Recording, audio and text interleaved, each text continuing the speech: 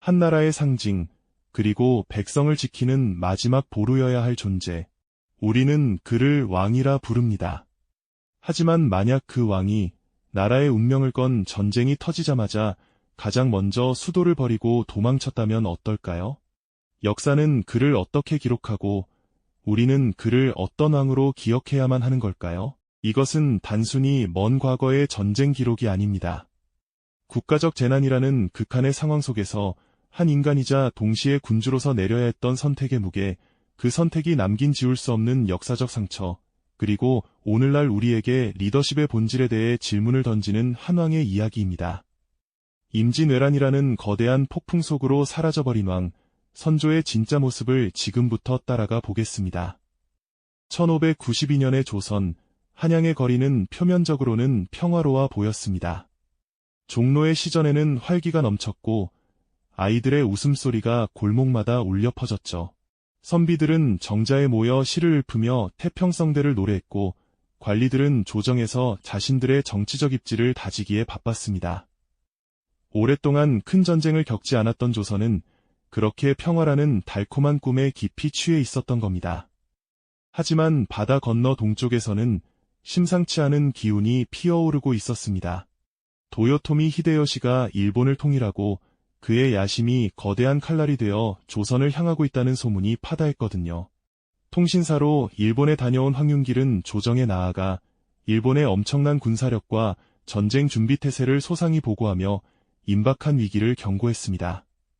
그는 도요토미의 눈빛에서 대륙을 삼키려는 광기 어린 야망을 보았다고 절박하게 외쳤죠. 하지만 그의 목소리는 거대한 안일함의 벽에 부딪혀 공허한 메아리가 될 뿐이었습니다. 반면 부사였던 김성일은 전쟁의 가능성을 애써 축소하며 민심을 동요시켜서는 안 된다고 주장했습니다. 결국 선조와 조선의 조정은 듣고 싶었던 김성일의 말에 더 귀를 기울이는 선택을 하고 말았죠. 곧 들이닥칠 재앙의 크기를 가늠조차 하지 못한 채 말입니다. 그렇게 시간은 흘러갔고 운명의 1592년 4월 13일이 밝았습니다. 그날 새벽, 짙은 안개를 뚫고 700여 척의 일본 함대가 부산 앞바다를 새까맣게 뒤덮었습니다. 고니시 유키나가가 이끄는 제1군은 조선의 첫 관문인 부산진성을 무섭게 공격하기 시작했습니다. 정발 장군과 병사들은 필사적으로 저항했지만 수적으로 압도적인 적 앞에서 오래 버틸 수는 없었습니다. 성은 불길에 휩싸였고 처절한 함성도 점차 잦아들었죠. 다음 날 그들은 동래성으로 향했습니다. 동래 부사 송상현은 싸워서 죽기는 쉬워도 길을 빌려주기는 어렵다는 비장한 말을 남기고 결사항전의 의지를 다졌습니다. 그는 갑옷 위에 조복을 껴입고 북쪽에 임금이 계신 곳을 향해 마지막 절을 올렸습니다. 백성들까지 기왓장을 깨서 던지며 저항했지만 동래성 역시 무너지고 말았습니다. 이 끔찍한 소식이 파발마를 통해 한양에 전해진 것은 불과 며칠 뒤였습니다. 조정은 그야말로 충격과 공포에 휩싸였습니다.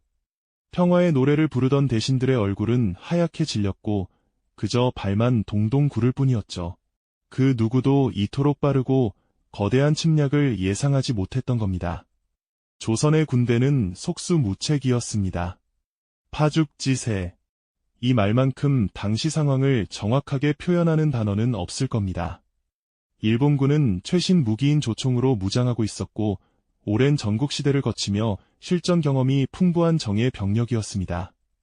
그에 반해 조선군은 오랜 평화에 젖어 훈련도 제대로 되어 있지 않았고 무기 또한 낡고 부족했습니다.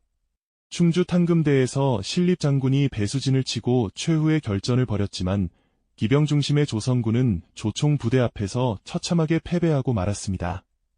신립장군은 강물에 몸을 던져 스스로 목숨을 끊었고 이제 한양으로 향하는 길을 막을 방패는 어디에도 남아있지 않았습니다.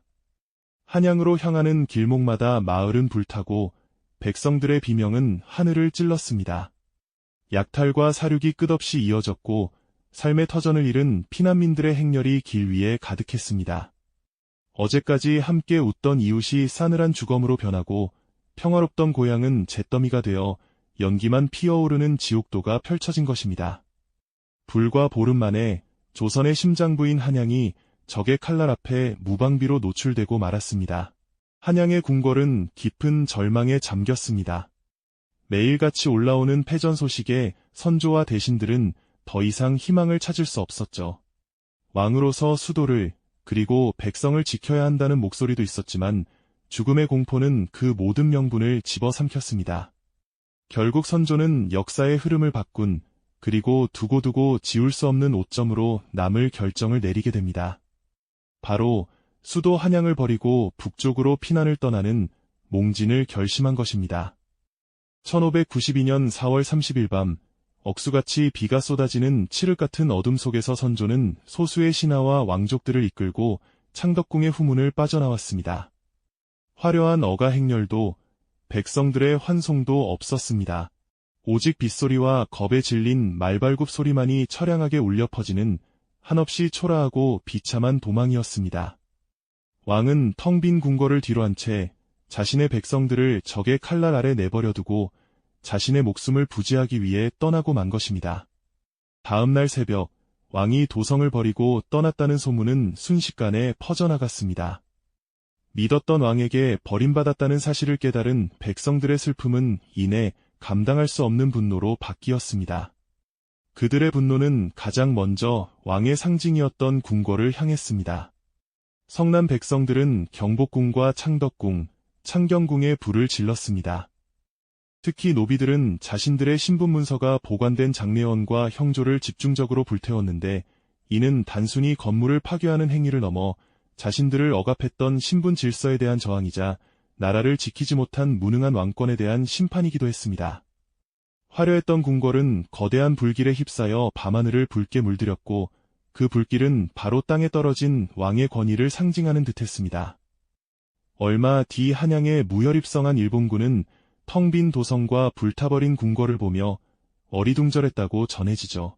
그들은 왕을 사로잡아 전쟁을 쉽게 끝내려 했지만 왕은 이미 그곳에 없었습니다.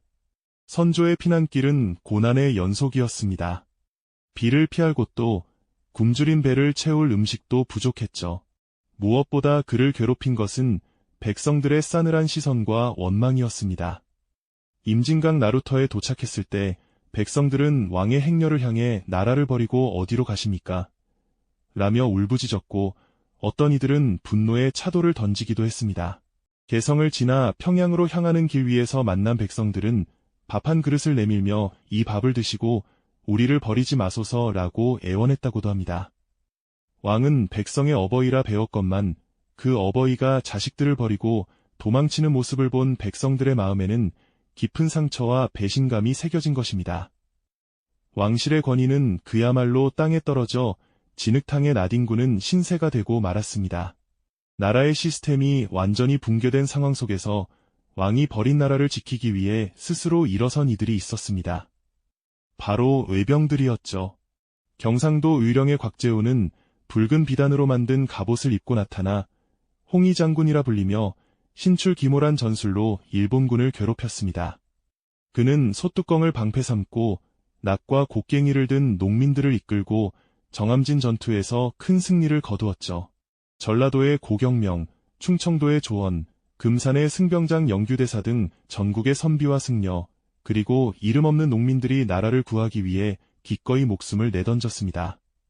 왕과 조정이 제 역할을 하지 못하는 상황에서 바로 이 땅의 주인인 백성들이 스스로 나라의 방패가 되기를 자처한 것입니다.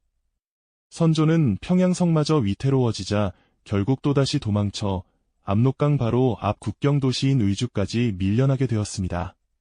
더 이상 물러설 곳이 없는 막다른 골목이었죠. 의주의 초라한 행궁에 머물며 선조가 매일같이 바라본 것은 압록강 너머의 땅, 바로 명나라였습니다. 그의 머릿속에는 오직 하나의 생각뿐이었습니다. 명나라의 구원병을 요청하는 것, 그것이 자신이 그리고 이 나라가 살 수 있는 유일한 길이라고 믿었던 겁니다. 그는 명나라에 사신을 보내 절박하게 도움을 요청했습니다. 심지어 기록에 따르면 선조는 명나라 장수에게 절을 하고 요동으로 건너가 명나라에 망명하겠다는 뜻까지 내비쳤다고 합니다. 한 나라의 군주가 자신의 나라를 포기하고 다른 나라의 신하가 되겠다고 애원한 셈이니 이는 실로 비굴하고 치욕적인 일이었습니다. 하지만 당시 선조에게는 왕으로서의 자존심보다 당장의 생존이 더욱 절박했던 것이죠. 그의 눈에는 이미 불타는 조국의 산하도 고통받는 백성의 신음도 보이지 않았을지 모릅니다. 오직 압록강 너머에서 올 구원의 손길만을 애타게 기다리고 있었던 겁니다. 선조의 간절한 요청에 명나라는 고심에 빠졌습니다.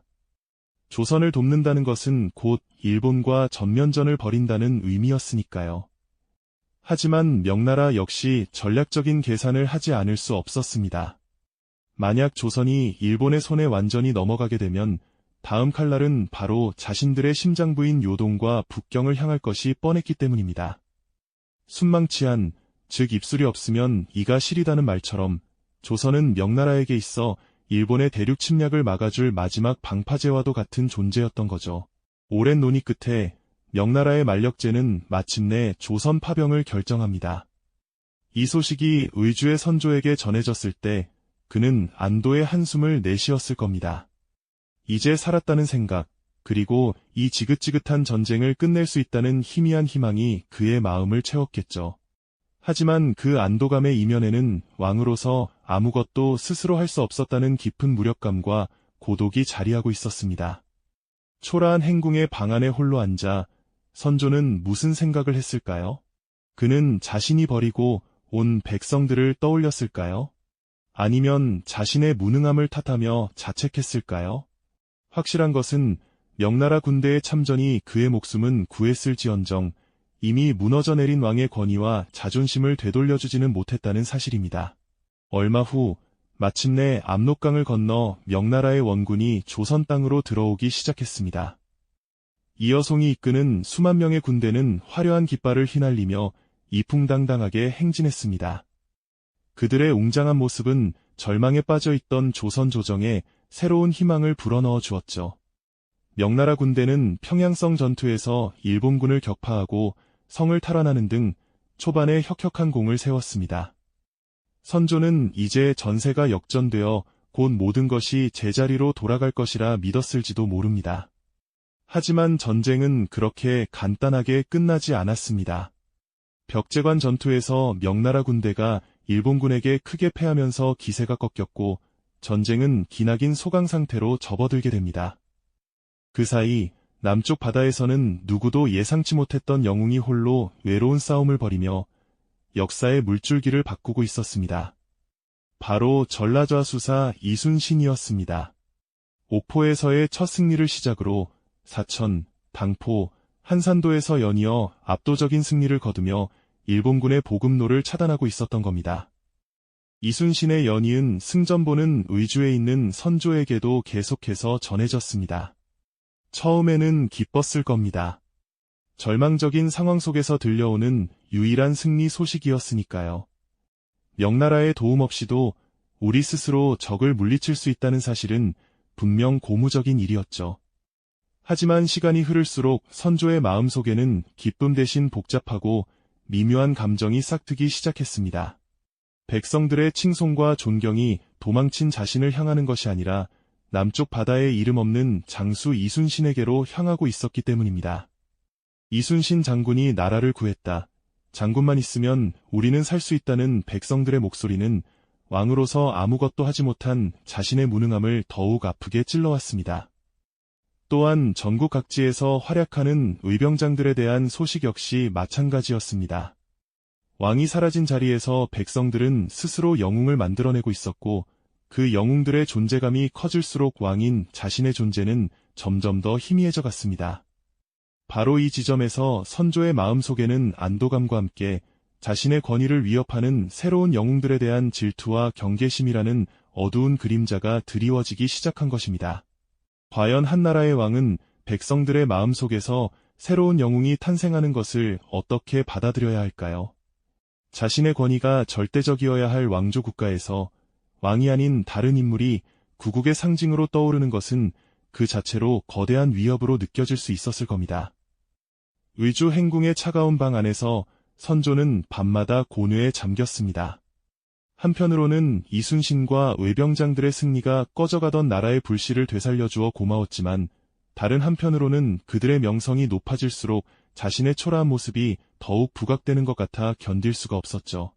백성들이 부르는 노래 가사 속에는 임금의 이름 대신 장군의 이름이 울려 퍼졌고, 아이들은 전쟁놀이를 하며 서로 이순신 장군이 되겠다고 다투었습니다.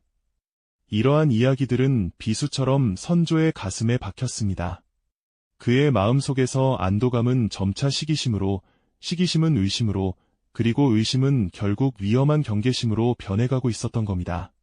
선조의 이러한 복잡한 심리는 조정의 분위기에도 그대로 반영되었습니다. 왕의 눈치를 살피던 일부 신하들은 이순신의 공을 깎아내리거나 그의 충성심의 의문을 제기하기 시작했습니다. 그들은 이순신이 독단적으로 군을 움직이고 있으며 조정의 명령을 따르지 않는 경우가 있다고 교묘하게 보고를 올렸죠. 특히 이순신과 경쟁 관계에 있던 원균과 그를 지지하는 세력들은 이러한 분위기를 더욱 부채질했습니다. 그들은 이순신이 민심을 등에 업고 다른 뜻을 품을지도 모른다는 식의 음해를 서슴지 않았습니다. 선조는 이러한 보고들을 들으며 내심 자신의 불안감이 틀리지 않았다고 생각했을지도 모릅니다. 결국 일본의 교활한 이간계에 넘어가 명백한 거짓 정보였던 가토 기요마사의 출정 소식을 믿고 이순신에게 출정 명령을 내립니다. 이것이 함정임을 간파한 이순신이 명령을 따르지 않자 선조는 기다렸다는 듯이 그를 역적으로 몰아 파직시키고 한양으로 압송하여 옥에 가두고 맙니다. 나라를 구한 영웅이 하루아침에 역적이 되어 차가운 감옥에 갇히는 실로 어처구니 없는 상황이 벌어진 거죠. 이는 왕의 질투와 정치적 불안감이 얼마나 끔찍한 결과를 낳을 수 있는지를 보여주는 비극적인 장면이었습니다. 그렇게 7년이라는 기나긴 시간이 흘렀습니다. 수많은 이들의 피와 눈물 위에서 전쟁은 마침내 끝이 났습니다. 도요토미 히데요시가 죽고 일본군이 철수하면서 조선 땅에는 상처뿐인 평화가 찾아왔죠. 선조는 마침내 의주를 떠나 그토록 돌아오고 싶었던 한양으로 향했습니다. 하지만 그의 환궁길은 결코 금의 환양이 아니었습니다. 왕의 행렬이 지나가는 길 위에는 폐허가 된 마을과 굶주림에 지쳐 쓰러진 백성들, 그리고 전쟁 고아들의 울음소리만이 가득했습니다. 한때는 풍요로웠던 논밭은 거칠게 황폐해져 잡초만 무성했고 마을 어귀에 즐비했던 장승 대신 주인을 알 수 없는 무덤들만 을씨년스럽게 서 있었죠. 선조의 눈에 비친 조국의 모습은 그야말로 생지옥과 다름없었습니다. 그는 이 참혹한 풍경 속에서 무슨 생각을 했을까요? 자신의 선택에 대한 회한이었을까요? 아니면 그저 이 모든 비극을 빨리 잊고 싶다는 생각이었을까요? 그의 표정은 기록되지 않았지만 그가 느꼈을 감정의 무게는 결코 가볍지 않았을 겁니다. 마침내 한양에 도착한 선조를 맞이한 것은 불타버린 궁궐의 잿더미였습니다. 왕조의 심장이자 절대 권력의 상징이었던 경복궁은 검게 그을린 기둥들만 앙상하게 남아 전쟁의 상흔을 고스란히 드러내고 있었죠. 선조는 임시 거처로 정해진 정능동 행궁, 훗날의 덕수궁으로 발걸음을 옮겼습니다. 그가 도성에 들어서는 날 길가에는 수많은 백성들이 나와 있었습니다. 하지만 그 어디에서도 왕의 귀환을 환영하는 함성이나 기쁨의 눈물은 찾아볼 수 없었습니다. 백성들은 그저 텅 빈 눈으로 아무런 표정 없이 묵묵히 왕의 행렬을 바라볼 뿐이었습니다. 그 침묵은 수만 마디의 원망보다도 더 날카롭고 아프게 선조의 가슴을 파고들었습니다. 그들의 눈빛은 마치 이렇게 말하는 듯했습니다. 왕이시여, 당신이 우리를 버리고 떠났던 그 밤을 우리는 잊지 않았습니다. 왕은 백성을 버렸지만 백성은 스스로를 지키고 나라를 구해냈다는 냉엄한 현실이 그 어떤 웅변보다도 더 선명하게 드러나는 순간이었습니다. 이것이야말로 선조가 치러야 할 가장 큰 대가이자 그의 통치 기간 내내 지워지지 않을 주운 글씨가 되었던 거죠. 전쟁이 끝난 후 선조는 무너진 나라를 재건하고 실추된 왕권을 회복하기 위해 노력했습니다. 그는 전쟁 중에 공을 세운 신하들에게 공신책록을 내리고 전란으로 흩어진 민심을 수습하려 애썼습니다. 하지만 그 과정에서조차 그의 한계는 명확하게 드러났습니다. 공신책록에 있어서도 목숨을 걸고 싸운 이순신 같은 무장이나 의병장들은 홀대받고 자신을 따라 피난길에 올랐던 측근들이 더 높은 공을 인정받는 경우가 많았거든요. 이는 백성들의 공분을 샀고 왕에 대한 불신을 더욱 깊게 만들었습니다. 이미 백성들의 마음속에서 선조는 나라를 지킨 위대한 군주가 아니라 이기의 순간에 나라와 백성을 버리고 도망친 도망자 왕으로 각인되어 버렸기 때문입니다. 그는 평생 이 꼬리표를 떼어내지 못한 채 의심과 불안 속에서 신하들을 견제하고 자신의 권력을 지키는데 급급한 모습을 보이다가 1608년 파란만장했던 삶을 마감하게 됩니다. 결국 선조라는 이름 앞에는 임진왜란이라는 거대한 전쟁의 그림자와 함께 몽진이라는 지울 수 없는 얼룩이 영원히 남게 된 것입니다. 선조의 이야기는 우리에게 리더십의 본질에 대해 아주 중요한 질문을 던집니다. 국가적 재난이라는 극한의 상황에서 지도자는 과연 무엇을 최우선으로 생각해야 하는 걸까요? 개인의 안위일까요? 아니면 공동체의 운명일까요? 선조는 군주이기 이전의 한 명의 인간으로서 죽음의 공포 앞에서 생존을 택했습니다.